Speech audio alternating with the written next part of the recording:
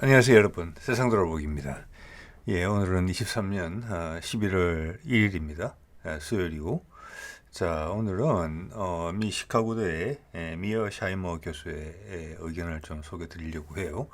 제가 이제 최근 영상에서 한번 잠깐 이 사람의 대담을 소개해 드린 적이 있습니다. 제가 오늘은 이 사람이 호주에 가서 최근에 본격적으로 강연을 한 부분이 있어서 그 내용을 제가 살펴봤고, 어, 100% 제가 동의하지는 않지만, 되게 대중한테 쉽게 설명하는 부분, 또 사실관계의 파악에 있어서 도움이 되는 부분들, 이런 부분들이 있어서 좀 전해드리려고 하고, 무엇보다도 그는 미국의 내부의 인사고, 미국 외교계에서 주목받는 사람 중에 한 명이기 때문에 그의 의견을 소개해드리는 것이 또 의미가 있다고 그렇게 봅니다. 예. 자, 이게 이제 위키피디아에서 가져온 사진이고요. 현재 이제 75세인데 제가 이게 한 30분 정도 되는 강연인데 뭐 젊은 사람 저리 가라 할 정도로 말을 정확하게 논리적으로 구사하는 사람이었습니다.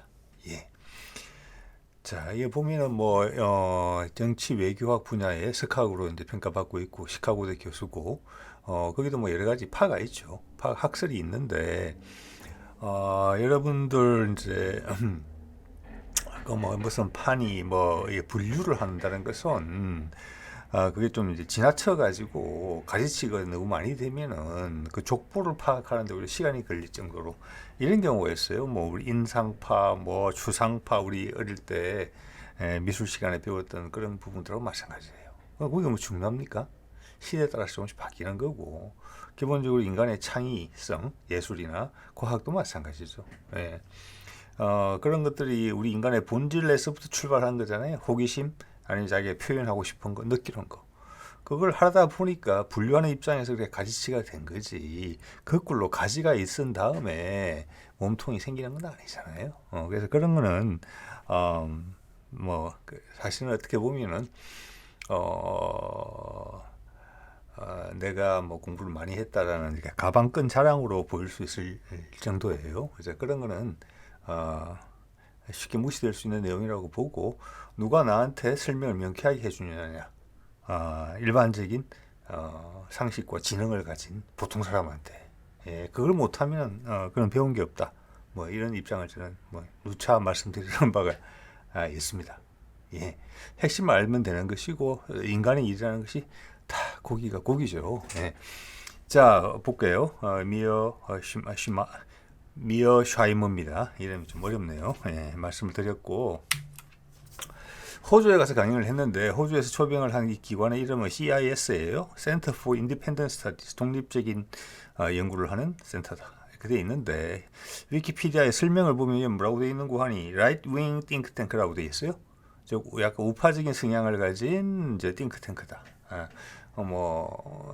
제 영상 계속 보시는 분들은 느끼시겠지만 저는 뭐 우파니 좌파니 이런 말 별로 좋아하지 않습니다. 이거는 상당히 이제 대결적인 국면을 표시한 거예요. 아까 분류라는 이야기 있죠. 주객이 던져된 거예요. 사람은 하나예요. 누군가는 날 보고 라이트윙이라고 그러고요. 우파라 그러고 누군가는 나보고 좌파라고 그래요. 제가 좌파입니까? 제가 우파입니까? 저는 접니다. 예. 우리파죠, 우리파. 제가 말씀드린 것처럼. 그래서 이 분류에 의해서 사람이 재단이 된다. 이런 거는 정치 공학적으로 활용할 때 유용한 거예요. 정치 공학적으로 유용하다는 게 무슨 말입니까? 싸움이라는 그 정치인들한테는 전쟁과 마찬가지인 죽고 사는 문제가 걸린 선거 때 판세 분석을 위해서 하는 거예요. 그 전략을 동원하기 위해서. 우리 사람들은 대통령 선거 우리나라 같은 경우 4년에 한 번, 5년인가요? 국회의원 4년에 한 번. 그때 순간적으로 우리가 결정을 하죠. 그것을 우리 전 인류를 그렇게 늘 그 사람은 그렇게 생각할 것이다라고 추정하는 거랑 마찬가지예요. 또한 이것은 기본적으로는 군사적 개념에서 온 거예요. 적과 아군이 명확한 거. 이것으로 우리를 재단을 한다. 이거 상당히 전투적인 발상이 포함되어 있거든요. 우리 인류가 전체적으로 죽을 때까지, 지구상이 멸망할 때까지 이런 생각에 구분대로 산다. 지금 우리나라에도 그렇게 생각하시는 분들 많아요. 누구 지지하시나요? 누구 싫어하시나요? 그게 뭐가 중요합니까? 정치인은 선거 때 가서 뽑으면 되지. 그때 하는 거 보고. 그렇죠? 평소에 사람이 할 일이 정치인 뽑는 거 말고는 없는 줄 아십니까? 이 나라를 이만큼 지탱해내는데 각자 역할을 다 하고 있어요. 자, 그래서 이런 말 별로 안 좋아하지만 그들이 소개를 이렇게 했으니까 일단 이렇게 쓰겠습니다. 자, 이 사람이 지금 미어 샤이머가 현실주의 이제 정치 외교학이라는 것은 다른 거 아닙니다. 이런 전투적인 환경에서 단기간 또는 길어봤자 중기간에서 서로 판세 분석을 하는 거예요. 힘센 놈이 이기고 새로운 녀석이 올라오면 힘센 자는 누르려고 그러고 새로 올라오는 애는 걔랑 싸워서 걔를 극복하려고 하고 밑에 애들은 눈치를 보면서 줄을 선다는 거예요. 요걸로 분석하는 거예요. 자, 그래서 제가 이 사람의 흐름에 100% 동의하지는 않는다는 것입니다. 그렇지만 중단기 분석에서는 유용한 점이 있다. 또 우리가 잘 모르는 사실을 미국 내부의 주요 인사로부터 듣는다는 부분이 또 있다. 자, 이런 정도로 참고하시면 될 것 같아요. 예. 자, 여기서 이제 크게 들어가는 개념이 이거 미국 내부에서 핵심 인사가 인지하는 겁니다. 이게 푸틴이 하는 이야기와 비슷하죠. 여태까지 세상, 여러분이 태어났고 제가 태어났던 그 이후부터 그리고 우리 후손들이 뭐랄까 우리 다음 세대가 자라는 세상의 대부분은 태어났을 때부터 또는 태어나기 전부터 이 세상은 단극화 세상이었어요. 미국 주도에. 우리한테는 그게 너무나 당연한 거예요. 예를 들어서 이런 거예요. 어릴 때 독재 시절에 태어난 사람, 저죠. 그리고 청소년기까지 독재 시대에 살았던 사람은 그 체제가 너무나 익숙한 거예요. 어릴 때부터 그렇게 자라왔으니까. 그 주어진 환경 속에서. 세계가 그렇다는 거죠. 그런데 지금은 이제 뭐냐. 그것이 다극화 세계로 바뀌고 있다. 그러니까 우리 적응이 잘 안 되는 거죠, 이제. 심지어 언론 매체도, 대중 매체도 적응이 잘 안 되잖아요. 이게 전 세계적인 현상이 우리나라에서 발생하고 있습니다. 그래서 흐름 이런 말씀을 드리는 것이죠. 자, 지금은 다극화됐는데 다극화의 순위가 어떻게 됐느냐. 여전히 미국이 1등이다. 그렇지만 나머지 두 국가를 무시할 수 없을 만큼 성장했다. 대표적인 것이 중국이다. 중국은 미국에 거의 준한다. 미국의 입장에서는 중국이 가장 큰 적이다. 자, 현실주의 정치 외교학의 입장에서는 미국과 중국은 필연적으로 한판 붙을 수밖에 없다는 것이다. 저는 그 말에 100% 동의하지는 않습니다만 이게 미어 샤이머가 속해 있는 정치학의 한 분류입니다. 그리고 세 번째는 러시아를 지목합니다. 중국하고 조금 차이가 있지만 러시아도 다극화 세계에서 한 축을 담당하는 국가다. 자, 구소련이 멸망하고 상당히 힘들었지만 2000년에 푸틴이 등장합니다. 이거는 이제 미어 샤이머가 이야기하는 내용이에요. 뭐냐? 푸틴이 러시아를 죽음에 빠진 러시아에 다시 생명을 불어넣었다. 그래서 지금 3강 체제의 한 축을 형성했다. 그가 직접적인 칭찬을 하지 않았지만 엄청난 칭찬이라고 볼 수 있어요. 제 관찰과도 일치되는 부분입니다. 이러한 새 극이 존재한다. 즉 세상이 크게 바뀌었다. 이걸 다 머릿속에 넣어야 된다. 여러분이 태어났을 때부터 우리가 어렸을 때부터는 미국 위주의 세상에 살았지만 지금 그 세상이 아니다. 지금 눈앞에서 바뀌고 있다. 세상이 격동하고 있다. 이 이야기입니다. 모든 게 다 바뀐다. 자, 미국이 이제 전통적으로 세계 경영에 있어서 중요하게 보던 세 지역은 첫 번째 유럽, 그다음 중동, 그다음 동아시아다. 유럽에서의 가장 큰 경제 세력은 뭐냐? 러시아다.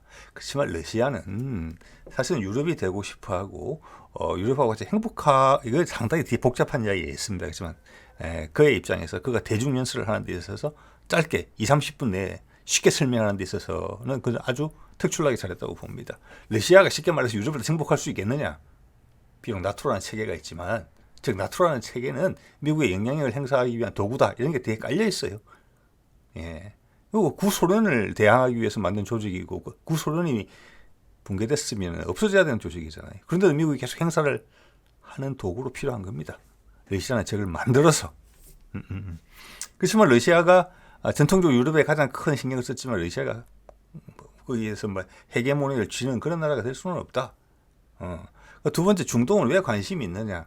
여기는 원유가 생산되는 지역이다. 미국도 이제는 석유를 자급자족 하게 되지만 미국이 전 세계 전부의 원유를 쓰는 건 아니잖아요. 예전에 중요한 지하자원이죠. 천연자원이죠. 그것을 어떤 제3자가 예를 들어서 여기서 중국이나 러시아가 이걸 장악하게 되면 세계 힘이 이쪽으로 쏠리게 된다. 미국은 비록 자급자족한다고 하지만 그리고 또 중동에는 주도국이 없다. 자, 그렇기 때문에 미국이 가서 한쪽으로 힘이 안 쏠리게 교통정리를 한다. 친미국적인 상황으로 엮어놔야 된다. 뭐 이런 이야기겠죠. 그 다음 세 번째는 옛날에는 덜 중요했지만 지금 가장 중요해진 동아시아 지역. 왜? 중국이 거기 있으니까. 이게 의미심장해요. 이게 대만 문제를 걸고 넘어가죠. 우리 한국이 거기 있죠. 한반도가. 북한 문제가 또 걸려있죠. 이런 게 상당히 복잡해요. 그리고 여기는 중국과 러시아가 피부를 맞대고 있는 지역이기도 해요. 아주 절묘한 부분들이 많아요. 조금 더 이야기가 진행이 되시면 느낌이 오시는 분들도 계실 거라고 봅니다. 예. 자, 길어질지 모르겠으니까 빨리 가겠습니다. 예. 자, 미어샤이머가 이야기하는 미국 외교 실패. 이거는 뭐 미국 언론에서도 가끔 나오는 이야기예요. 뭐 대중적인 것 말고. 예. 뭐냐? 자, 중국을 제쳐야 되는데 지금 삼극 상황에서 미국 혼자서 중국을 상대하기도 버겁다. 그러면은 러시아와 중국이 가까워지려고 하더라도 여러 가지 이유로 그걸 떼내야 되는 게 미국이 해야 될 일이다. 그래서 러시아를 우리 편에 둬야 된다. 여기에 본질적인 서양과 동양의 구분이 여기 들어가요. 예. 러시아의 핵심 부분, 군사력의 핵심 부분은 지금 유라시아 대륙에 걸쳐 있긴 하지만 러시아라는 나라가 다 유럽에 있습니다. 유럽 국가로도 분류될 수 있는 나라예요. 옛날엔 유럽 국가였죠. 예, 시베리아를 차지하기 전에는. 자, 그래서 자연스럽게 미어샤이머의 이야기를 들어보더라도 미국과 러시아를 당겨야 된다는 거죠. 그런데 지금 우크라이나 전과 중동에서 삽질을 함으로 인해서 중국의 성장하는 것을 견제하지 못한다. 기회를 놓치고 있다. 이런 이야기를 하는 거예요. 많은 분들이 동의하실 거라고 생각을 합니다. 예. 그리고 미국이 분쟁 지역에 들어갔을 때 그들이 쉽게 그 지역의 헤게모니를 장악하는 방식이 뭐냐? 그 상황의 주도권을 자기들이 가져가는 방식이 뭐냐? 서로를 싸우게 만든다. 여러 존재들이 있을 때 그들을 싸우게 만든 다음에 그래서 전체적으로 힘이 하나로 모일 수 없게 한 다음에 하나씩 격파해 나간다. 제일 미운 녀석부터. 그런데 이거는 그 원칙에서 너무 위배됐다. 이런 의미로 저는 해석이 돼요. 예. 중국 하나도 만만치 않은데 러시아가 중국에 가서 붙어버리게 하고 있다. 그 대표적인 게 지금 우크라이나전 그리고 가자전에서도 그렇다. 예. 그래 놓고서는 어떻게 주적인 중국의 성장을 막을 수가 있겠냐. 우리가 살을 찌우고 있다. 자기들끼리. 미국이 없어도 되는 세상으로 가고 있다. 큰 실수다. 이런 이야기를 하는 겁니다. 네. 자, 그래서 이제 우크라이나전부터 한번 보면은 이 사람이 이 분야에 대해서 뭐 주로 공부를 하는 사람이니까 정리를 잘 해놨어요. 대중들한테 이야기하기 좋게 주요 사항을 옮겨드립니다. 90년대에 구소련이 망하고 나서 이제 붕괴가 되는 거고 독립을 해야 되는데 그때 이런 말이 많이 있죠. 미국의 국방장관이 걱정하지 마라. 우리 나토는 절대 동진하지 않는다. 구두로 이렇게 이야기했다. 그런 거는 남아 있는 것 같아요. 자, 그런데 이미 90년대 클린턴 대통령 시절에 이미 우리가 이겼다고 생각을 하는 거예요. 미국은. 이걸 보면 그런 관점을 아실 수 있어요. 붕괴됐으니까 이제 우리가 속박에서 해제됐구나. 이제 우리끼리 번영하면 되겠다. 이제 유럽의 나토의 힘도 빼도 되겠고 이런 식으로 생각한 게 아니라는 거예요. 미국은. 기존 건 그대로 유지하고 우리가 이겼는데 왜 물러가? 이 지역에 대해서 더 장악해야지. 지배해야지. 예. 우리가 고통받은 만큼 경쟁체제를 통해서 고통받은 만큼 우리가 빼먹어야지. 이런 생각을 하고 있었다는 겁니다. 예, 이거 상당히 중요한 포인트예요. 이거는 저의 해설입니다. 그렇지만 결과적으로 그의 깊은 생각도 그래요. 그런 말 할 수 없기 때문에 안 하는 것이지. 동진을 이미 결정했어요. 겉으로는 뭐 소련이 립 서비스만 해준 거죠. 어차피 망할 건데 이런 거고. 그리고 행동에 옮겨서 99년에 폴란드, 헝가리, 체코, 나토 이런 데가 예전에 이제 동국권에 있던 나라들잖아요. 바르샤바 조약기구에 들어갔던 나라들인데 그게 나토 가입을 해요. 첫 번째 한 무리로서. 근데 저때만 해도 러시아가 찍소리를 못했어요. 크게 불평 불만은 많이 이야기했지만 행동으로 보여주기는 어려웠어요. 나라가 엉망진창 됐기 때문에 망하기 일부 직전이었죠. 저때만 해도 우리한테 빌려간 돈 갚지도 못할 그런 시절이에요. 왜? 그리고 우리가 아주 저렴한 가격에 러시아의 고급 기술을 우리가 들어올 수 있었던 기회였기도 했고요. 그 다음 2004년에 추가로 루마니아, 불가리아, 슬로바키아, 슬로베니아 이런 나라들이 이제 나토에 가입되는 겁니다. 예. 그냥 동유럽을 싹 먹겠다. 예. 우리의 미국의 지배체제 안에 두겠다. 이렇게밖에는 볼 수가 없는 거예요. 그리고 그 지배체제 내에 형성된 경제적 구도를 통해서 미국은 그게 자원이면 자원, 시장이면 시장, 생산기지면 생산기지 이런 걸 확보하겠다. 이런 생각을 했다는 거예요. 예. 중국도 그런 식으로 활용한 거잖아요. 대만을 팔아먹으면서 중국의 생산기지로 활동해서 자기 경제 시스템에 넣었잖아요. 덩치가 커지니까 말을 안 듣게 된 거죠. 일본처럼 말을 들었어야 되는 건데. 예. 거기에 대한 후속으로 생각했다. 이렇게 볼 수도 있어요. 예, 예. 자, 그런데 푸틴이 러시아를 도맡고 나서는 러시아가 빠른 속도로 회복을 합니다. 예, 과거의 영광을 향해서 가고 있어요. 예, 지금 우크라이나 전을 겪고 있는 와중에도 지금 경제가 성장하고 있다는 말씀 제가 얼마 전에 드린 적이 있습니다. 유일한 나라예요, 전 세계에서 경제가 성장을. 예, 푸틴의 역량입니다. 예. 자, 2008년에 이제 큰 문제가 생깁니다. 뭐냐? 그해 4월에 나토 연례 정상회의를 부카레스트에서 합니다. 그래서 미국이 더 욕심을 냅니다. 우크라이나와 이제 러시아의 딱 붙은 부분, 밑에 부분을 치는 거죠. 우크라이나와 조지아 이래 되면은 흑해로 나오는 길이 막혀요. 예. 그리고 여기에 석유도 이제 많이 나는 지역이거든요. 우크라이나와 조지아. 예. 그리고 여기 러시아 입장에서는 터키를 통해서 중동으로 갈 수 있고 중동을 통해서 아프리카로 육로로 이어질 수 있는 그런 경로이기도 해요. 예. 여기를 나토 가입을 추진하면서 EU도 가입도 한다. 이렇게 말을 던져요. 여기에 러시아가 강하게 반발하고 경고를 합니다. 예. 자, 그러면서 경고를 했음에도 불구하고 그 경고를 무시하고 미국이 그대로 밀어붙입니다. 그게 이제 서방권에서 칭찬하는 오렌지 혁명, 유로마이단 이런 걸 거치면서 우크라이나가 체계가 미국 체계로 편입이 돼요. 미국의 영향권 내로 들어가게 돼요. 계속 악화되는 거죠. 그 다음에 이제 나토 가입이 되는 거죠. 왜? 미국이 러시아가 나는 그걸 도저히 두고 볼 수 없다. 우리한테는 전략적으로 엄청나게 중요한 지역이다. 그래? 알았어. 그럼 해봐. 라고 한 거예요, 미국이. 자, 그렇게 되자 러시아는 2014년에 크림반도를 병합하고 돈바스 전쟁이 시작됩니다. 내전이. 예, 그 친러시아 지역하고 내전이 벌어지게 되죠. 저 때도 대충 이제 완충 지역을 만들면서 끝날 뻔했는데 다시 미국이 수석거려서 우크라이나가 저거를 파토를 내게 되죠, 결과적으로. 그리고 마지막에는 2021년 12월에 마지막으로 러시아가 중재안을 냅니다. 이렇게 하자. 그래서 미국이 그걸 거부하죠. 그래서 러시아가 결국은 2022년 2월에 침공을 하게 됩니다. 그게 우크라이나 전쟁이 된 것이고 지금도 지속되고 있죠. 그때 아마 삭스인가? 예, 콜롬비아대 삭스 교수의 이야기를 통해서 이 관련해서 저도 말씀을 잠깐 드린 적이 있죠.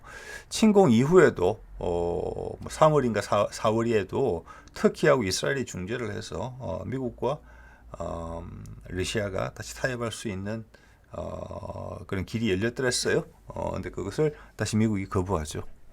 전쟁으로 들어가게 됐던 겁니다. 예. 그래서 2022년 당시에는 우크라이나군이 초기에는 좀 유리한 장면이 있었지만 러시아가 금방 따라잡습니다. 지금은 이제 상대가 안 되는 상황이 됐죠. 그래서 미어 샤이머 교수의 우크라이나전의 전망은 현황 분석도 그렇고 그것은 우크라이나군이 현재 절대적으로 불리한 상황이다. 6월 반격해서 엄청나게 큰 손실이 났다. 이건 러시아군 주장과 일치하는 내용이죠. 이 공격은 미국이 종용을 했다. 부분이 있다. 예. 그럼 이게 어떻게 끝날 것 같으냐, 우크라이나전이. 예. 이 전쟁은 되게 오래 갈 것 같다. 이게 뭐 평화 협정 이렇게 될 것 같지가 않다. 지금 그래서 그럼 휴전이 되느냐? 우리는 휴전 협정을 맺었었잖아요. 한반도 같은 경우는. 그래서 휴전이니까 쉬고 있는 거니까 다시 언제든지 긴장이 촉발될 수 있어요. 그래서 그게 평화 협정으로 가자. 그리고 그게 종전선언이다. 미국과 북한 사이에. 왜? 그들 사이에 휴전 협정을 맺었으니까 우리는 거기 서명을 못했잖아요. 자, 지금 우크라이나의 상황은 어떻게 되느냐? 그냥 조용히 전선이 소강 상태로 그냥 유지할 가능성이 있다는 거예요. 뭐 휴전 협정도 없이 평화 협정은 고사하고, 예. 그런 상태로 오래 갈 수 있다. 미국에서 절대 빠져나오지 않는다. 예. 해코지를 한다는 거죠. 알았어, 내 졌어, 깔끔하게 나간, 이게 아니라는 거예요. 계속 수석거린다는 거예요. 그 양쪽이 다 알고 있어요. 네. 그 상태에서 러시아의 목적은 뭐냐? 이쪽 키예프를 비롯해서 서방 지역은 이제 인종적으로 언어적으로 100% 우크라이나 사람들이기 때문에 거기는 러시아에 대한 반감이 크다. 그 지역을 지배할 수는 없다, 러시아가. 그래서 지금 이 점령한 곳이, 병합한 곳이 아마 4개, 우리말로 하면 4개 도 정도를 병합을 했는데, 그게 이제 우크라이나 전체 면적이 한 20% 정도 되는 것 같아요. 그것이 한 40% 정도까지 확대될 수 있다. 이것도 지금 흘러나오는 이야기랑 비슷해요. 예, 그 강 있죠, 하나 지나가는 강. 예, 그 강의 우측의 많은 부분을 추가로 더 병합할 가능성이 있다. 흑해 연안을 다 항구 지역이 있죠. 그걸 다 러시아가 병합할 수 있다. 우크라이나가 내륙 국가가 될 수 있다. 예, 그래서 조금이라도 러시아의 영향권, 러시아의 우호적인 지역은 다 흡수할 것이다. 이런 전망을 해요. 예, 그 상태에서 오래 간다는 거죠. 아주. 예.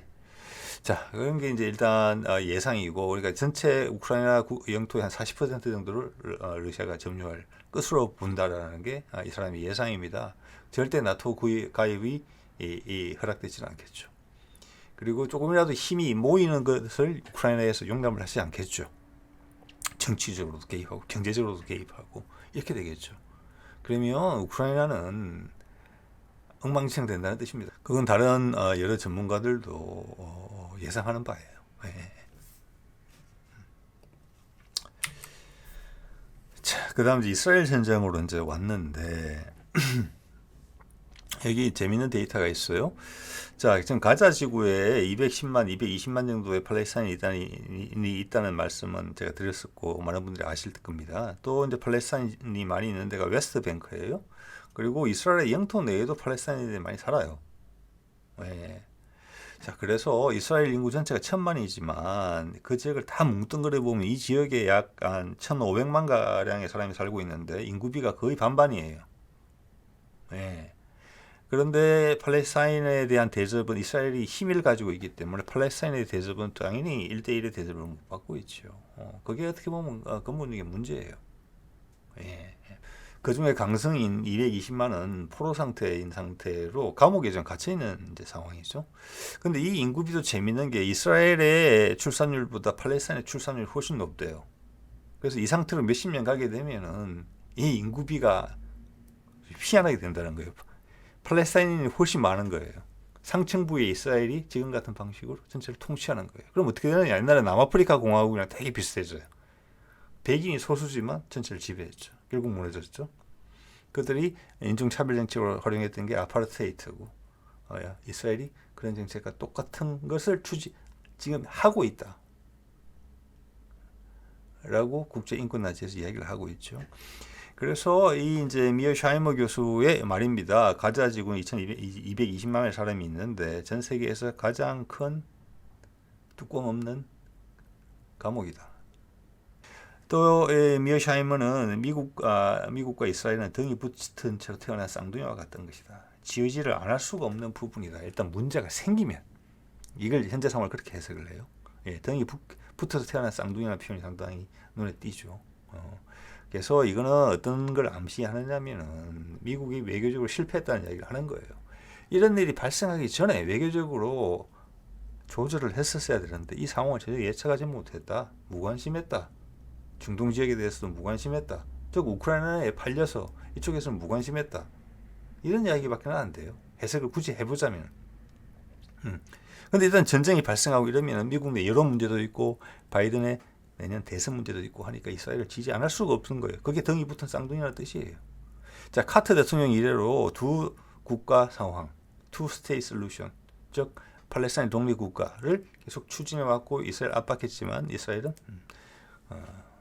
미국이 착했고 이스라엘이 나빠서 이렇게 됐냐, 그건 아니라고 봐요.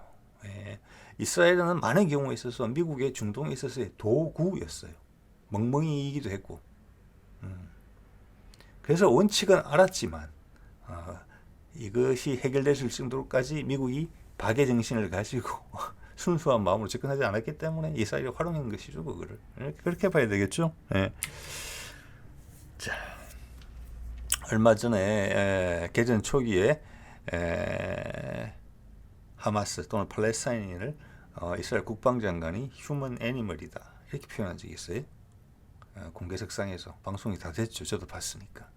인간 동물이다. 휴먼 애니멀이다. 사람의 탈을 쓴 동물이다. 그렇게 그게 또 거기에 맞게 취급해 줄 거다. 그래놓고 가자 주고 병원 폭격에서 500명 이상의 사상자가 났고 민간인들에서 무차별적인 공격을 가는 거잖아요. 그러니까 휴먼 애니멀 이렇게 생각하는 사람들이에요.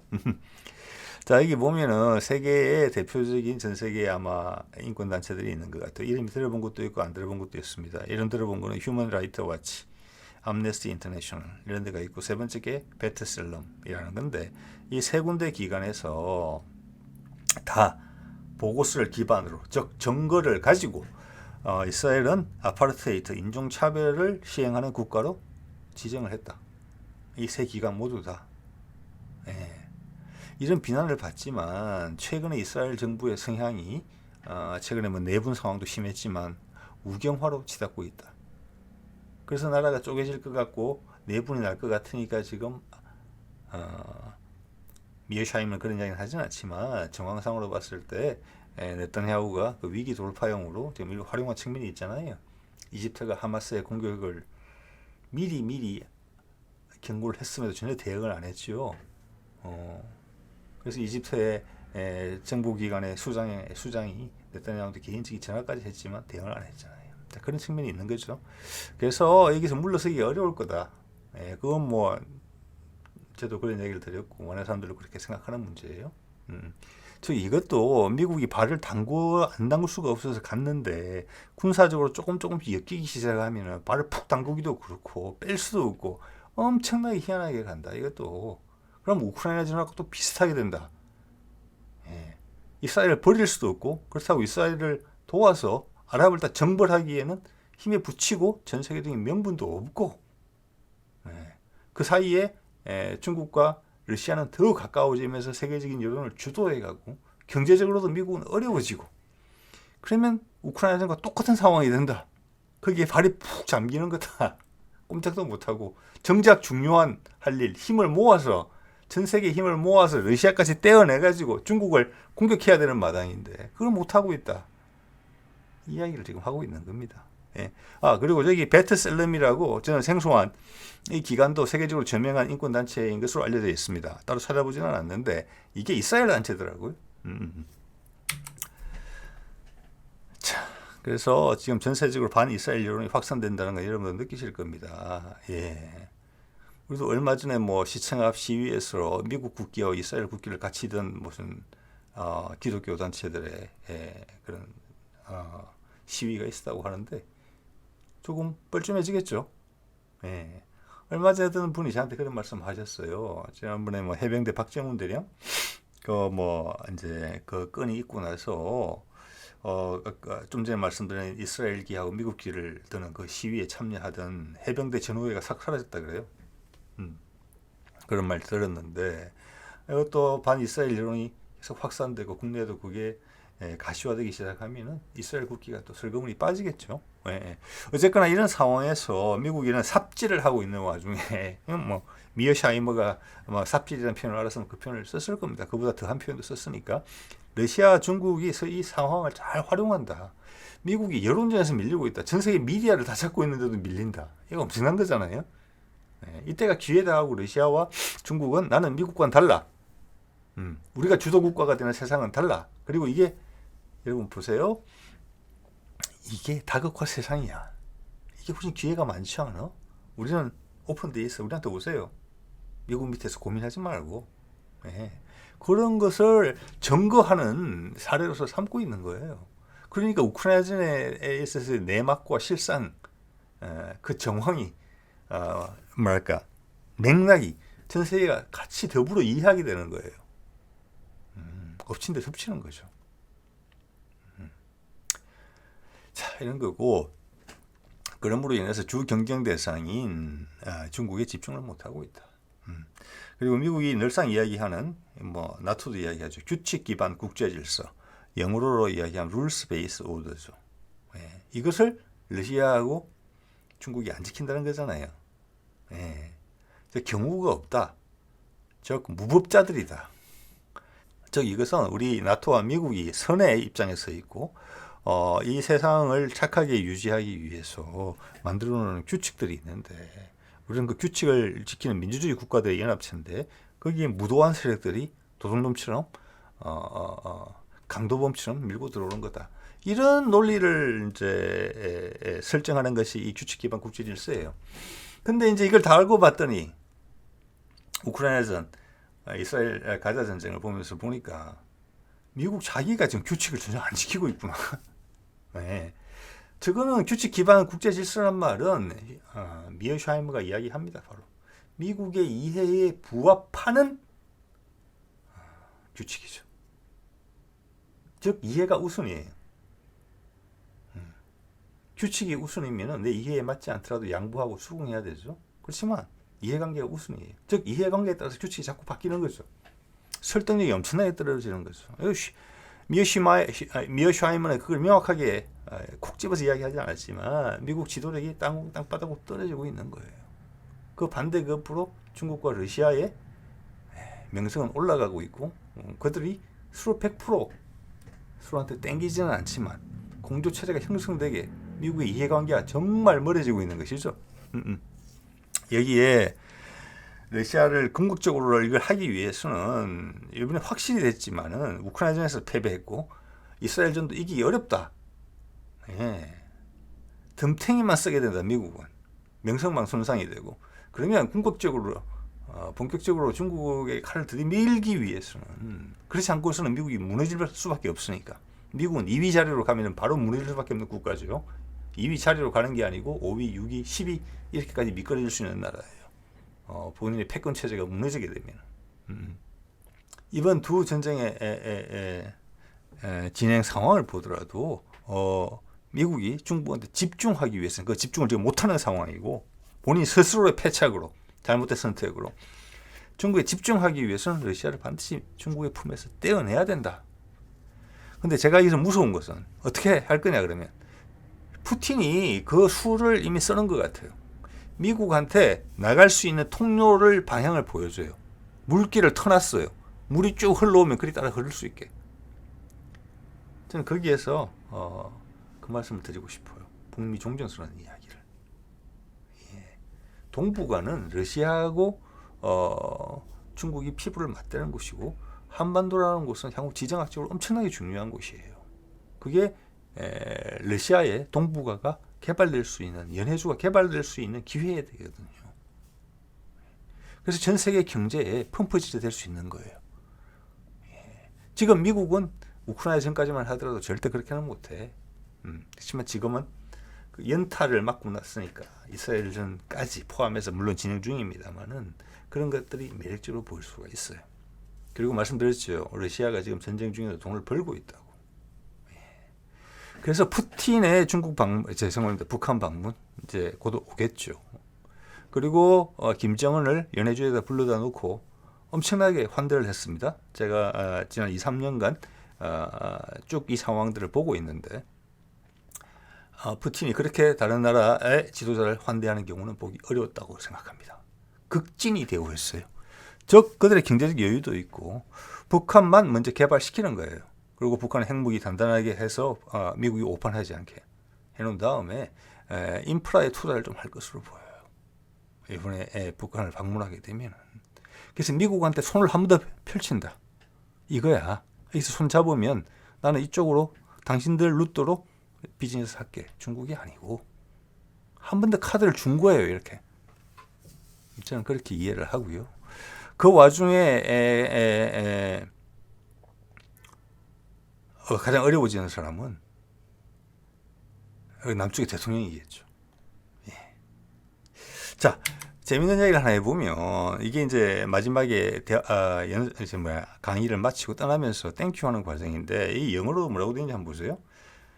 여기 보면은 미국이 지금 김치에 푹 담겨져 있는 거랑 마찬가지다. 이 딥김치라고 돼 있어요. 그래서 제가 말을 잘못 들었나 해서 이렇게 제가 자막을 켠 상태예요. 딥김치더라고요. 이런 표현 처음 들어봤거든요. 미국이 지금 김치에 푹 담겨져 있는 상태다. 이렇게 말한 거예요. 미국 외교가. 그래서 감사합니다 하고 갔어요. 그래서 제가 제목에 그렇게 적은 겁니다. 젓갈처럼 됐다고. 현재 미국은 김치에 푹 재워진 상황이다. 이게 무슨 뜻이냐? 찾으니까 나오더라고요. 미군들이 쓰기 시작했던 말이래요. 미군들이 딥 쉿하고 갔다는 거예요. 엉망이 됐다는 거예요. 쉿하면 응가잖아요. 똥에 푹 빠진 것처럼 됐다. 이게 미군이 언제부터 썼는지 모르겠지만 주한미군에서 나온 말이다라는 거예요. 제가 예전에 미국인 친구한테 김치를 한번 대접한 적이 있습니다. 신경을 쓴 거죠. 한국 음식을 처음 먹어본 그 친구가 먹더니 두 번 다시 숟가락 안 되더라고요. 그러면서 나중에 하는 이야기가 시체 썩는 냄새가 났다. 아마 젓갈 때문에 그렇다고 생각합니다. 이 미군들도 그런 인상을 받았기 때문에 당시 우리나라 어려울 때죠. 지금은 미국 사람들도 일부러 우리 장독까지 구해다가 김치 담는 사람도 많이 늘었어요. 전 세계적인 음식이 됐는데 어쨌거나 그렇습니다. 그래서 딥 김치라는 표현은 엉망이다 이런 뜻이라고 합니다. 자, 오늘 이 정도로 하겠습니다. 네.